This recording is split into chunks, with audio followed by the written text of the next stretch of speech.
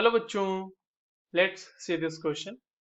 assertion कह रहा है at 10 degree Celsius the density of a 5 molar solution of KCl और यहाँ पे given atomic masses of K and Cl are 39 and 35.5 gram per mole.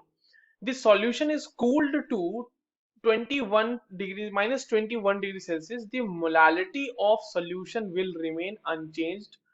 Reason कह रहा है कि molality of a solution does not change with temperature as mass remains unaffected by temperature.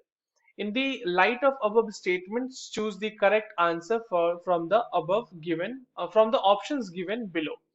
Options बहुत ही usual है. Both assertion and reason are true, and R is the correct explanation of A. Option B says both A and R are true, but R is not the correct explanation of A. Option C says A is true, R is false, and option D says A is false, but R is true. चलिए इस question को solve करते हैं बच्चों. सबसे पहले ये देखते हैं कि ये क्वेश्चन किस की कॉन्सेप्ट के बेसिस पे पूछा गया है. अब देखिए की कॉन्सेप्ट इस क्वेश्चन का बहुत ही स्पेसिफिक सा है, वो है temperature dependence of molality. Temperature dependence, temperature dependence of molality. Molality. अब देखो मोलालिटी को पहले समझ लो.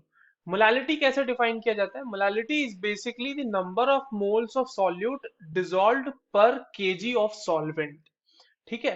और मोलालिटी को अगर इस तरह से फॉर्मूलाज में लिखा जाए तो it is number of moles of solute divided by mass of solvent होता है इसमें यहाँ पे, और वो भी होता है केजी में. ठीक है.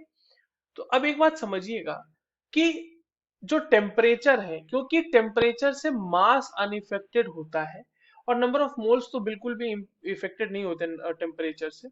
तो जब आपके पास मास अनइफेक्टेड है, सिंस मास रिमेन्स कांस्टेंट या फिर रिमेन्स अनअफेक्टेड बाय टेम्परेचर, तो उसकी वजह से जो पूरा का पूरा मोलालिटी है वो जो है वो टेम्परेचर के ऊपर डिपेंडेंट नहीं होगा. ठीक है. तो इसीलिए मोलालिटी इज टेम्परेचर इंडिपेंडेंट, यानी कि टेम्परेचर को बढ़ाने घटाने से उसके ऊपर कोई फर्क नहीं पड़ता है. और ये इसलिए हो रहा है क्योंकि जो मास होता है वो अनइफेक्टेड होता है बाय द टेम्परेचर. तो पहला स्टेटमेंट जो हमारा ये कह रहा है कि जो सिस्टम जिसमें ये कहा जा रहा है कि जो सॉल्यूशन है उसको कूल किया गया और मोलालिटी ऑफ जो है solution will remain in change, तो ये तो स्टेटमेंट बिल्कुल सही है. और रीजन ये कह रहा है कि molality of a solution does not change with temperature as mass remains unaffected by the temperature, तो ये भी बिल्कुल सही है और ये करेक्टली एक्सप्लेन कर भी रहा है असर्शन को. So the correct answer for this given question will be option number A. I hope you understood this well. All the very best.